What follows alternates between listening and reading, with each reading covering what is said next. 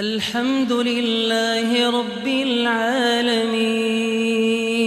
Saya di Indonesia, itu yang saya ambil pelajaran. Kita orang Indonesia selalu harus dunia. Tidak ada akhirat sendiri. Dunia dan mau kaya di dunia kaya, selamat di dunia selamat. Jadi dunia itu harus dibawa. Kalau udah bahasanya akhirat, pasti orang bertanya, terus dunia kita gimana? Makanya begitu saya membaca sukses dunia akhirat, oh ini Indonesia ini.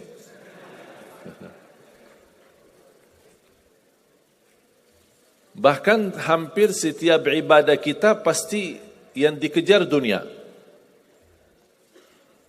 Saya sudah dakwah sebelum di Indonesia, di mana-mana. Tapi baru pertama kali pas saya di Indonesia diminta amalan, gimana supaya dapat amalan mudah kerja, dapat amalan mudah urusan, dapat amalan lancar rezeki, dapat amalan. Jadi ujung-ujungnya semua untuk urus dunia. Makanya saya buatkan satu buku, habis saya sudah fahami dan belajari karakter orang Indonesia. Orang Indonesia dah mau yang ribet-ribet. Mau yang mudah, yang enak dan masuk surga. Betul? Makanya saya buatkan satu buku, 20 amalan mudah tapi pahalanya sangat menakjubkan. Mudah diingat, mudah dihafal, mudah diamalkan, tapi pahalanya sangat luar biasa. Bapak Ibu jamaah sekalian, kalau benar-benar ingin Anda sukses dunia akhirat, harus kita percaya sepenuhnya takdir. Kuncinya di situ. Percaya sepenuhnya takdir. Takdir itu menjadi salah satu rukun iman. Rukun iman ada berapa? 6. Rukun Islam? 5. Salat berapa waktu? 5 atau 4? Yakin 5. Soalnya benar tak salat subuh?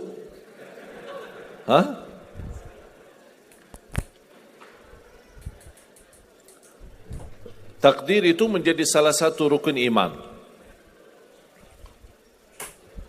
Tapi banyak di antara kita yang belum percaya sepenuhnya soal takdir.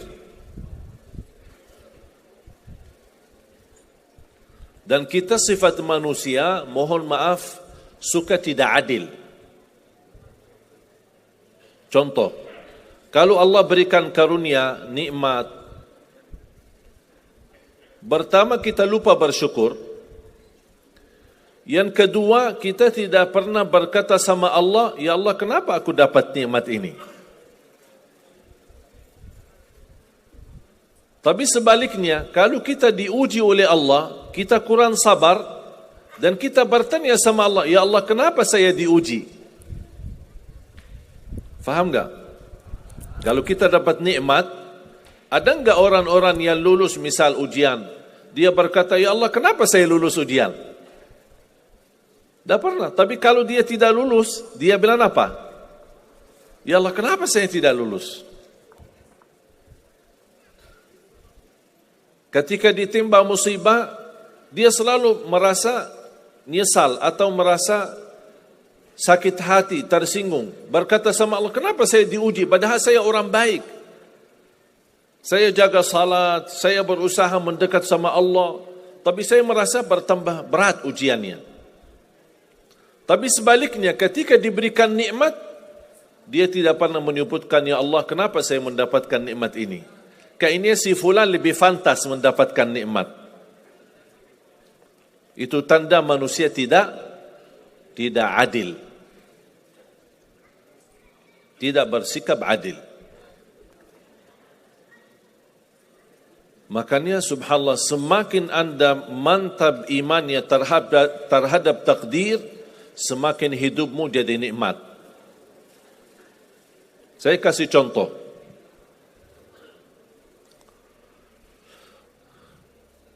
Tidak ada persoalan masalah takdir baik. Itu bukan masalah bagi kita. Justru kita bertambah senang kalau kita mendapatkan takdir yang baik. Tapi yang menjadi persoalan bermasalah bagi kita adalah takdir buruk. Ketika ditimpa musibah, ketika ada ujian, ada sakit, kesulitan, penghasilan yang tidak mencukupi, dan banyak masalah keluarga, masalah rezeki, masalah sama majikan, masalah di kerjaan, itu yang membuat banyak beban fikiran.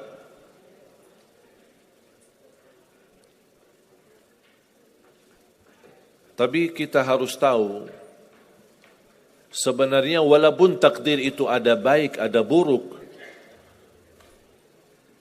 kenyataannya buruk, nampaknya buruk, tapi hakikahnya baik. Hakikahnya baik. Tapi kapan kita bisa tahu takdir yang buruk ini bisa menjadi baik bagi kita? Belum tentu sesaat terjadi ujian itu. Bisa jadi belakangan, bahkan bisa menjadi sekian lama baru kita tahu dan sadar. Ternyata takdir itu baik bagi kita.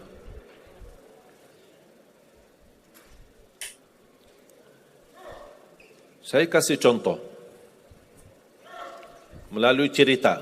Saya buatkan satu cerita, ingin memberikan pesan kepada orang Muslim, orang beriman, betapa besar karunia Allah dan pertolongan Allah melalui takdir. Ada seorang berdoa, dan saya yakin anda semua berdoa. Setiap berkesempatan, setiap salat, setiap sujud atau tahajud, duha, pasti anda semua berdoa. Ada yang diinginkan, ada yang hajat-hajat yang belum terkabul, belum tercapai. Bertemu orang salih, bertemu ulama, bertemu habib, minta didoakan, tolong doakan, semoga lancar urusan saya, semoga dapat jodoh, semoga insya-Allah dapat keturunan, semoga hasil dan rezeki yang saya dapatkan menjadi berkah dan bermanfaat bagi saya dan keluarga. Ada orang berdoa kepada Allah Subhanahu wa taala. Mohon jamaah sekalian dengar cerita ini baik-baik, karena ada pesan hikmah yang kita bisa ambil.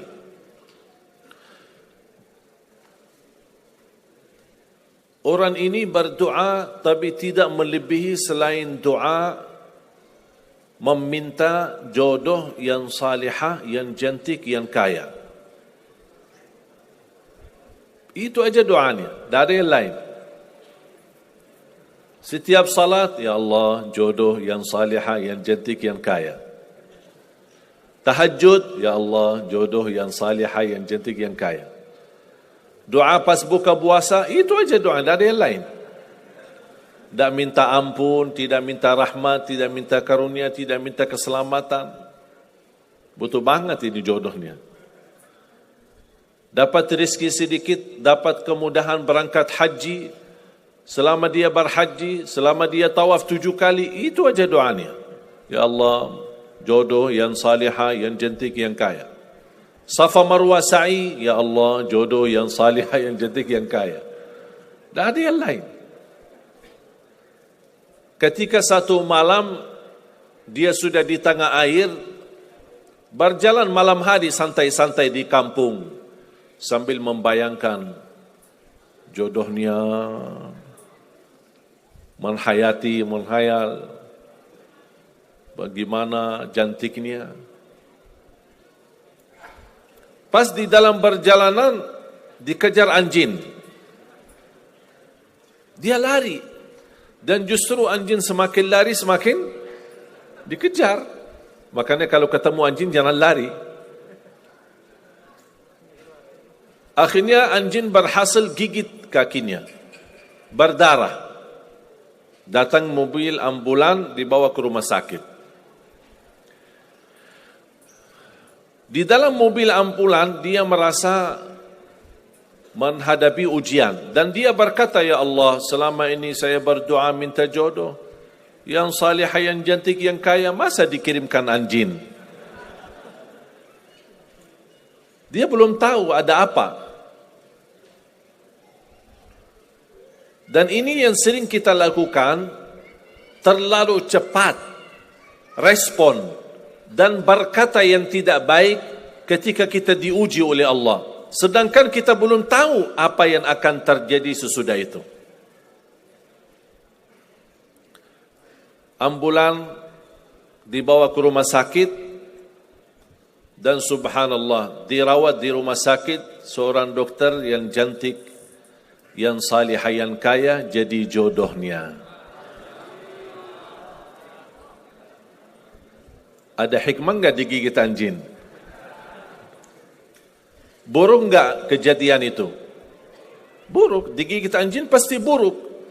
Tapi ternyata di dalam keburukan Allah menyediakan sesuatu kebahagiaan, sesuatu kebaikan, tapi kita belum tahu. Ternyata Allah sudah kabulkan doanya. Allah sudah kabul. Cuman kadang-kadang proses menabulkan doa itu ada di antara doa kita yang memang prosesnya lewat takdir buruk. Allah sudah kabul. Kata Allah, aku sudah kasih. Tapi tunggu. Seperti ini orang. Doanya terus. Ya Allah, jodoh yang salih, yang cantik, yang kaya. Jodoh yang salih, yang cantik, yang kaya. Allah sudah kabulkan doanya, tapi jodohnya ada di rumah sakit. Berarti harus sakit dulu. Gimana cara sakit dulu? Allah punya bermacam cara, berbagai macam cara. Bisa sakit, tiba-tiba sakit, bisa apa saja alasannya. Di antaranya, tentara Allah yang ada di bumi. Semua yang bernyawa makhluk Allah. Patuh dan taat kepada Allah subhanahu wa ta'ala. Di antaranya anjing. Allah perintahkan, gigit si fulan biar ketemu jodohnya di rumah sakit. Jalanin tugas. Memang kita menyesal ketika terjadi kecelakaan, tapi kita tidak tahu apa hikmah di belakang kecelakaan itu. Dan sering saya bilang sama jemaah, mudah-mudahan Allah kabulkan semua hajat-hajatmu. Walaupun digigit, mau enggak digigit anjing dulu?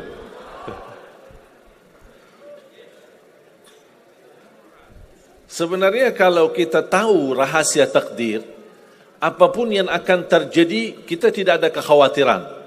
Karena kita tahu sesudah ujian ini pasti ada sesuatu kebaikan. Dan yakini Bapak Ibu, Allah subhanahu wa ta'ala maha baik. Allah tidak senang menyusahkan hambanya. Tapi kadang-kadang proses untuk menuju kebaikan ada kesulitan dan tantangan. Seperti cerita seorang bapa yang bercita-cita untuk berhaji. Saya bertemu seorang jamaah, usia sudah mungkin 80-an, 80 tahun lebih. Saya pas bertemu diceritakan ini marbot masjid, ahli masjid. Saya berdialog bertahun-tahun, Masya Allah, kerjaannya hanya lap-lap masjid, bersihkan masjid, jaga masjid. Saya berkata sama beliau, Pak, apa yang Bapak inginkan? Tahu enggak jawabannya apa? Saya ingin haji. Tapi saya orang tidak mampu. Doakan mudah-mudahan saya bisa haji. Saya bilang, insya Allah Pak, kalau soal haji, soal umrah, itu tidak tergantung dengan kemampuan. Ada orang yang tidak punya uang sama sekali, tapi dapat dipanggil bisa haji. Karena haji dan umrah itu hadiah dan panggilan Allah subhanahu wa ta'ala bagi hambanya. Bahkan justru ada orang yang banyak hartanya, tapi tidak tertutup hatinya untuk ke tanah suci. Boleh kita bercita-cita, berkeinginan ke tanah suci, Tapi jangan digantungkan persoalan ini masalah kemampuan. Nanti kalau saya ada uang, saya mau haji dan umrah. Belum tentu, saat sudah ada uang, belum tentu haji dan umrah. Kalau belum dipanggil oleh Allah Subhanahu Wa Taala. Saya berkata sama beliau, Bapak kalau sudah saatnya dipanggil oleh Allah, pasti Bapak akan berhaji. Tiba-tiba saya menerima telefon dari anak beliau. Habis saya ketemu kira-kira beberapa bulan, saya terima telefon menyampaikan bapaknya kecelakaan. Kok gimana kecelakaan? Apa ceritanya? Dia bilang habis keluar dari masjid, pulang malam hari, nampaknya ada mobil. Pas ayahnya lagi seberang jalan, ada mobil tidak memperhatikan, kemudian tabrak. Alhamdulillah tidak terlalu parah, cuman perlu dirawat di rumah sakit sedikit, sebentar. Saya ke sana, pergi. Rumah sakitnya di mana? Dikasih tahu alamatnya. Saya datang kunjung silaturahim. Pas beliau bertemu dengan saya, nangis dan pingin peluk saya. Dan terus saya tanya gimana?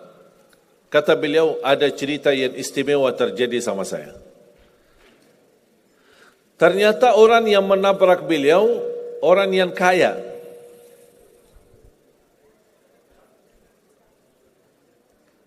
Habis itu, orang yang kaya minta maaf sama si bapak ini. Mohon maaf Pak Haji, mohon maaf Pak Haji. Beliau tambah nangis. Orang kaya bingung, ya kenapa saya setiap mohon maaf malah nangis dia. Ditanya kenapa Pak nangis, sakit? Tidak, karena Bapak dari tadi bilang Pak Haji, sedangkan saya belum haji. Tertutup hati orang yang kaya, yang dia sediakan biaya haji dan bisa berangkat. Dan kata beliau, betul apa yang disampaikan ketika pertama kali bertemu. Kalau sudah saatnya dipanggil oleh Allah, pasti bisa ke tanah suci. Walaupun ditabrak mobil. Berarti intinya apa? Apa yang saya ingin sampaikan, jangan ada yang merasa menolong atau merasa sakit hati atau merasa tersinggung ketika menghadapi ujian. Merasa belum terkabul keinginannya, Allah sudah kabulkan. InsyaAllah tidak ada di antara kita yang ditolak doanya. Cuman kita mohon maaf kadang-kadang buru-buru. Ingin selalu semuanya cepat. Kadang-kadang kalau terlalu cepat apa yang kita inginkan kita dapat, itu bahaya juga. Dan Allah ingatkan, kalau manusia, Allah tidak sulit menjadikan manusia semuanya kaya. Kalau sekarang saya bertanya, mau enggak semuanya jadi orang kaya? Pasti mau, siapa yang tidak mau. Coba bayangkan, kira-kira sulitlah bagi Allah menjadikan semua manusia di bumi kaya raya? Sulit tidak? Tapi pertanyaan saya, kira-kira berjalan hidup kita enggak kalau kita semuanya kaya? Bisa berjalan lancar? Masa enggak? Semuanya kaya raya. Gimana kehidupan kita sehari-hari? Berjalan lancar tidak? Kenapa tidak? Saking banyak kekayaannya.